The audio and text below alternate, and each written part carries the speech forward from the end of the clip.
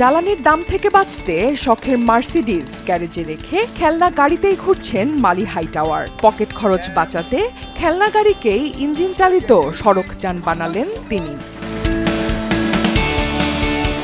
যুক্তরাষ্ট্রের জর্জিয়ার বাসিন্দা ৩০ বছর বয়সী এই যুবক পেশায় একজন হ্যান্ডিম্যান। সম্প্রতি ইরান যুদ্ধে জ্বালানির দাম বৃদ্ধিতে যখন হিমশিম জনজীবন, তখন মালি তার নিজের শখের মার্সিডিজ বেঞ্চ রেখে খেলনা গাড়িকেই আপন করে নিয়েছেন।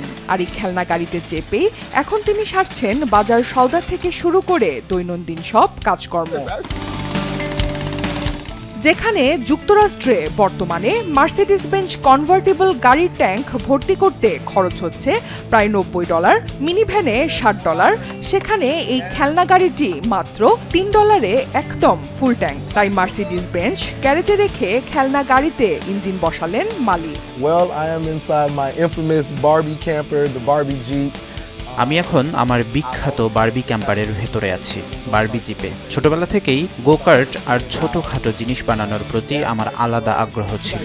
এরপর যখন জ্বালানির দাম বাড়তে দেখলাম, তখন ভাবলাম আচ্ছা আমি ছোট ছোট মিনি কার বানানো শুরু করি। আর এটি সেগুলোর মধ্যেই একটি, যেটি আমি নিজের ব্যক্তিগত কাজের জন্য রেখে দিয়েছি। Making little mini cars, and this is just one of them that I kept as my personal creation. তবে 4 ফুটেরও কম লম্বা এই ব্যাটারি চালিত খেলনা গাড়িটিকে রাস্তায় নামানোর কাজটি মোটেও সহজ ছিল না। প্রথমে ফেলে দেয়া জিনিসের স্তূপ থেকে মালিক কুড়িয়ে আনেন একটি গোলাপি রঙের পাওয়ার হুইলস বারবি ড্রিম ক্যাম্পার খেলনা গাড়ি। এরপর একটি পুরনো পাওয়ার ওয়াশার থেকে উদ্ধার করেন 2 গ্যালনের এক পিস্টনের একটি মোটর ইঞ্জিন।